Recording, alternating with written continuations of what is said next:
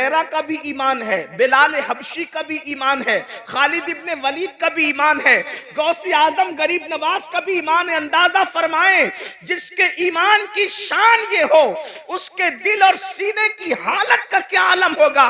वो सिर्फ के कपड़े भी वापस ले लेता है, उसको जन्नत से भी निकाल देता है, और अल्लाह अकबर, फिर वो मासूम 200 साल तक के दुआएं करता है, पुकारता है। तो शान बेनियाजी का आलम यह है कि उसको 200 साल तक जवाब भी नहीं दिया जाता। अल्लाह ताला हिसाब लेगा। अब बताओ मुसलमानों, हमने हिसाब की क्या तैयारी की है? अच्छा पर्चा भी आउट कर, अल्लाह हमसे क्या पूछेगा? पूरी दुनिया के अंदर आप जायजा ले लें कि जितने भी जराइम हैं, जितने भी गुनाह हैं, सबका जो बुनियादी तौर पर उसकी वजह अगर नजर आएगी तो ये कि इंसान मरने के बाद उठाए जाने का जो बुनियादी अकीदा है उसको भूलता जा रहा है, उसको फरामोश करता जा रहा है। अगर दुनिया के अंदर बदकारी आम हो रही है तो कहीं ना कहीं सबसे बड़ी वजह यह है कि मरने के बाद उठना और उठने के बाद जवाब देना, उसका अकीदा कहीं ना कहीं दिलों के अंदर मद्दीम पड़ता जा रहा है। इसलिए कि जब एक इंसान ये सोच ले, अल्लाह अकबर, सिर्फ एक छोटा सा बच्चा ये सोच ले कि मेरे इम्तिहान होने वाले हैं, तो बच्चा भी बुजुर्गों से मिलता है। वो बच्चा जिसका पूरा अकीदतों का महवर चॉकलेट है, जिसकी पूरी मोहब्बतों का महवर खिलौना है, लेकिन जब इम्तिहानात के दिनों में मिलता है तो अपने बुजुर्गों को कहता है दुआ करिए कि मैं पास हो जाऊं, दुआ करिए कि मुझे कामयाबी मिल जाए। मुझे बताएं, अगर इम्तिहान पर यकीन एक छोटे से बच्चे को हो जाए तो वो बच्चा भी उसकी फिक्र करने लगता है कि नतीजा क्या आएगा। मुसलमानों बताओ तो सही, अगर बच्चे को इम्तिहान का यकीन हो जाए और फेल होने और पास होने के फवायद और नुकसानात पता चल जाए तो वो बच्चा पूरी ताकत झोंक देता है कि मैं किसी तरह से इम्तिहान में कामयाब हो जाऊं। छोटे बच्चे इम्तिहान के दिनों में खेलना कूदना छोड़ देते हैं, रातों को स्टडी करने लगते हैं, रात जगना शुरू कर देते हैं। अल्लाह अकबर, क्या हम अपने बच्चों से भी गैर गुजरे हो गए? उन्हें इम्तिहान के ख्याल ने खेलने से बाज रखा है, उन्हें इम्तिहान के ख्याल ने कूदने से बाज रखा है, उन्हें इम्तिहान के ख्याल ने सोने से बाज रखा है। मुसलमानों, अपना भी तो एक इम्तिहान होने वाला है, और इम्तिहान लेने वाला एग्जामिनर कौन है? वो अल्लाह रब्बुल इज्जत है, और वो खुद फरमाता है अया सबुल इंसानु अय्युत्रका सुदा, क्या इंसान ये तसव्वुर करता है कि उससे हिसाब नहीं लिया जाएगा? नहीं नहीं, बल्कि इंसान तुझसे हिसाब लिया जाएगा। अल्लाह अकबर, अंदाजा फरमाए, और हिसाब कौन लेगा? अल्लाह तबारक व तआला, दुनिया का एग्जामिनर अल्लाह अकबर रिश्वत ले करके इंसान को छोड़ सकता है। दुनिया का एग्जामिनर दबाव में आकर के कुछ नंबरात बढ़ा सकता है, लेकिन वो एग्जामिनर तो ऐसा है, अल्लाह अकबर, उसकी शान बेनियाजी का अंदाजा करो।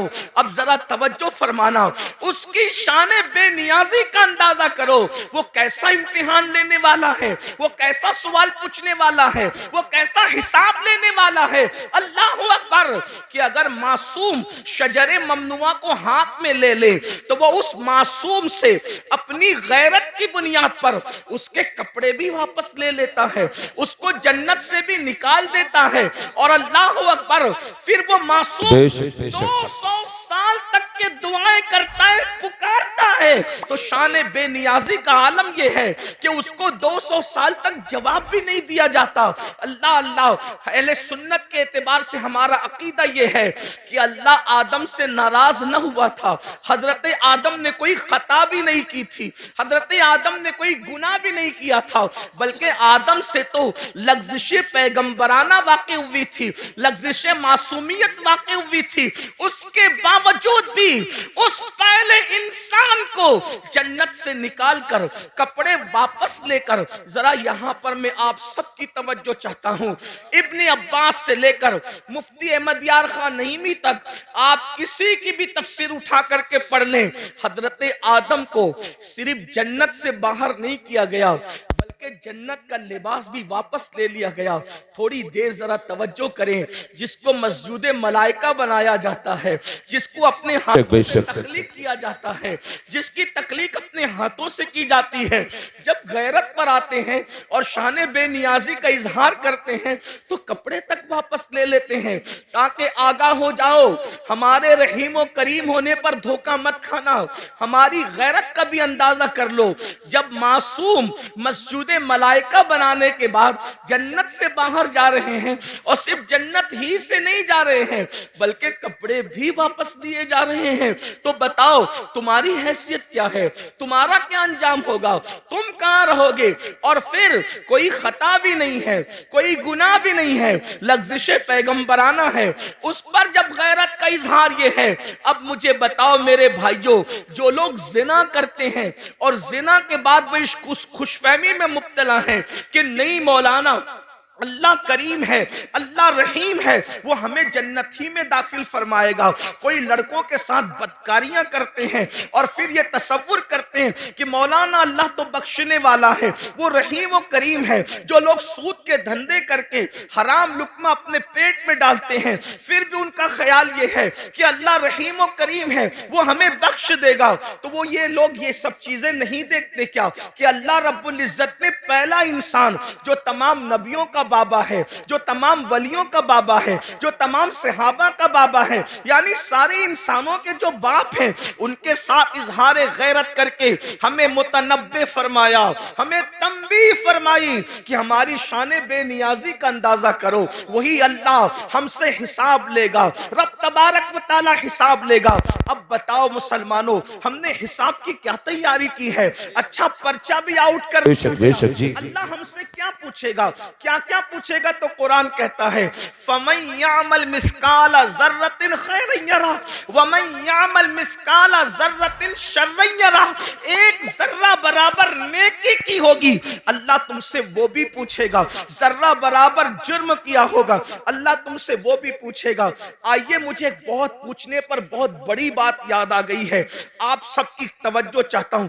बहुत खूबसूरत अंदाज में आप लोग सुन रहे हैं, तो दिल चाहता है कि कुछ खूबसूरत बातें आपके सामने खोली जाए, क्योंकि आप अच्छे से सुन रहे हैं। इसलिए कि जहां मजमा सुनने वाला हो तो दिल चाहता है कि कुछ दिल की बातें कही जाए। यूं तो सुनने के लिए सभी आते हैं, लेकिन आपका बड़ा अच्छा अंदाज है सुनने का। अल्लाह किससे क्या पूछ सकता है, इस बारे में कोई बेनियाज नहीं। वो किसी से भी कुछ भी पूछ सकता, किसी से भी कुछ भी पूछ सकता है। इस सिलसिले में एक रिवायत सीरत की तमाम किताबों में लिखी हुई है। अब बहुत ध्यान से सुनना, आने जाने वालों पर ध्यान देने की बजाय अब आप मेरी गुफ्तगू की तरफ ध्यान दें। सीरत की किताबों में सब ने ये वाकया लिखा है। इब्ने इसहाक को भी ले लें और उनके बाद सारे सीरत निगार कमोबेश अल्फाज की कमी ज्यादती के हवाले से, लेकिन वाकया यही है जिसका मफहूम पेश किया जा रहा है। लेकिन मैं जहां से पेश कर रहा हूं आपके सामने, वो इब्ने मुंजरी के हवाले से मैं पेश कर रहा हूं बतौर मफहूम। अब गौर करें, इस रिवायत के रावी है सैयदना सिद्दीक अकबर रदी अल्लाह तआला, अफजलुल बशर बादल अंबिया बितहकीक सैयदना सिद्दीक अकबर रदी अल्लाह तआला। यूं तो सिद्दीक अकबर की से रिवायतें बहुत कम मरवी है, लेकिन सिद्दीक अकबर से जो रिवायतें हैं उन रिवायतों का भी कोई जवाब नहीं। सैयदना सिद्दीक अकबर रदी अल्लाह तआला, एक बात अंदाजा करने, सिद्दीक वो हस्ती है कि जिनके बारे में मौला अली ने बयान किया कि अल्लाह के रसूल ने फरमाया कि अगर सारी जमीन वालों का ईमान एक पल्ले में रखा जाए और तन्हा अबू बकर का ईमान एक पल्ले में रखा जाए, तो सबके ईमान पर अबू बकर का ईमान वजनी हो जाएगा। ये वो हस्ती है जिन्हें सिद्दीक, सुभान अल्लाह। और इन ईमान वालों में अबू हुरैरा का भी ईमान है, बिलाल हबशी का भी ईमान है, खालिद इब्ने वलीद का भी ईमान है, गौसे आजम गरीब नवाज का भी ईमान है। अंदाजा फरमाएं जिसके ईमान की शान ये हो उसके दिल और सीने की हालत का क्या आलम होगा। वो सिद्दीक अकबर जो सहाबा के इमाम हैं, अफजलुल बशर बादल अंबिया बित्तहकीक सिद्दीक अकबर रज़ी अल्लाह ताला अन्हु, जिनके बारे में हुजूर मुहद्दिस आजम के चौचवी रहमतुल्लाह अलैह कहते हैं, मर्तबा हजरत सिद्दीक का ये है सैयद, हर फजीलत के वो जामे हैं नबुव्वत के सिवा। अल्लाह अकबर। आइए सुभान अल्लाह। वही सिद्दीक अकबर रिवायत कर रहे हैं। अल्लाह अकबर। अल्फाज मेरे हैं, मफहूम बयान कर रहा हूं अपने अल्फाज के जामे में। इब्तिदाई दिन है, मदीने मुनव्वरा में असहाबे रसूल अभी नए नए जो है वो मदीने तैयबा आए हैं। अल्लाह अकबर। हुजरों की तामीर अभी नई नई हुई है, मस्जिद नबवी की तामीर नई नई हुई है। हालात ये हैं कि सैयदना अबू हुरैरा जैसे लोग, अल्लाह अकबर, कभी लुंगी होती है बदन पर, ऊपर का कुर्ता नहीं होता, इन हालात में जिंदगियां गुजार रहे हैं। बिलाल हबशी का हाल ये है कि भूख से जब मजबूर हो जाते हैं तो जमीन पर चित लेट जाते हैं ताकि अपने पेट को आराम पहुंचाएं। अल्लाह अकबर। और खुद रहमते दो आलम सल्लल्लाहु अलैहि वसल्लम जिनके नाम से आपने कॉन्फ्रेंस रखी है, उनके घर का हाल ये है कि 3-3 महीने गुजर जाते हैं तो चूल्हा नहीं जलता। अल्लाह के रसूल अलैहि सलाम के घर में 3 महीने कोई मुबालगा नहीं। ये अल्लाह के रसूल की सबसे प्यारी जोजा उम्मुल मोमिनीन सैयदा आयशा सिद्दीका फरमा रही है। अल्लाह अकबर। आप फरमाती हैं 3-3 महीने हो जाते, चूल्हा नहीं जलता अल्लाह के रसूल के घर में। तो सहाबा ने पूछा, जब हुजूर के घर में चूल्हा नहीं जलता था तो तुम लोग किन चीजों पर इक्तिफा करते थे, क्या खाते थे, कैसे जिंदगी गुजारते थे? तो उस वक्त अम्मा आयशा पाक फरमाती हैं, उस वक्त हम लोग 2 काली चीजों पर अपना वक्त गुजार लेते थे। आपने फरमाया, जिसको हदीस में रिवायत किया गया, कालत अस्वदैन, हम 2 काली चीजों पर गुजारा कर लेते थे। नंबर 1 खजूर, नंबर 2 पानी। इसी हदीस से इस्तेदलाल करते हुए इमाम अहले सुन्नत ने पानी का रंग जब पूछा गया तो आपने फरमाया कि पानी का रंग काला है, इसलिए कि लोग अब तक पानी को बेरंग समझते हैं। लेकिन मुफ्ती 4 मिल्लत उम्मुल मोमिनीन सैयदा आयशा सिद्दीका ने पानी का रंग खुद मुतय्यन फरमा दिया कि पानी का रंग काला होता है। इसकी एक अलग तहकीक, अलग तफसील, मेरा उन्वान वो नहीं।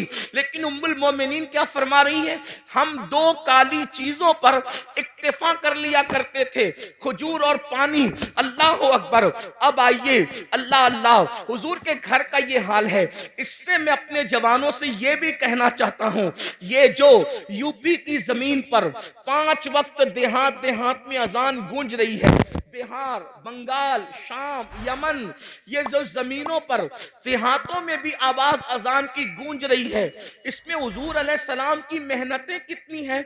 इतनी मेहनतें कि जिसने अपने घर में 3-3 महीने तक चूल्हा नहीं जलाया और इस्लाम की शमा को जलाने के लिए इतनी मेहनत फरमाई, जरा गौर तो करें। अल्लाह अकबर।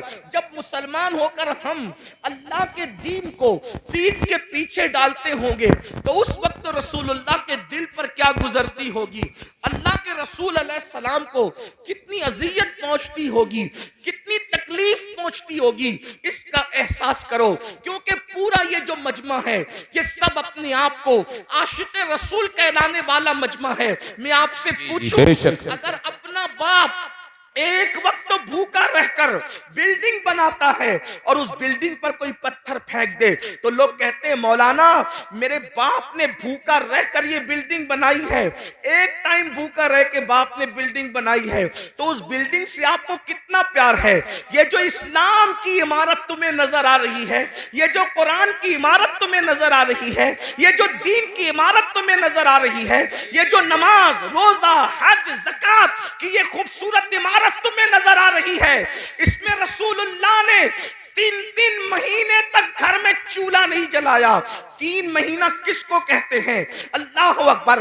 अगर वाकई इश्क रसूल सीनों में जिंदा है तो थोड़ी देर के लिए तसव्वुर करो, हम तो 3 टाइम पेट भर के खाते हैं और मौज मस्ती करते हैं, जराइम करते हैं, गुनाह करते हैं। सोचो, जिसने अल्लाह के दीन की शमा को जब जलाने के लिए घर के चूल्हे बुझा दिए, उस रसूल के दिल पे क्या गुजरती होगी जब हुजूर का कोई उम्मती गुनाह करता होगा। आज मुसलमान कितनी सादगी से कहता है, मौलाना हम लुट रहे हैं, हम पिट रहे हैं, हम तबाह हो रहे हैं, हम बर्बाद हो रहे हैं। मैं एक वजह बयान करूं, जो कौम कब्र अनवर में अपना नबी का दिल दुखाए, वो कौम लुटेगी नहीं तो कौन लुटेगा, वो कौम पिटेगी नहीं तो कौन पिटेगा, वो कौम तबाह ना होगी तो कौन तबाह होगा, वो कौम बर्बाद ना होगी तो कौन बर्बाद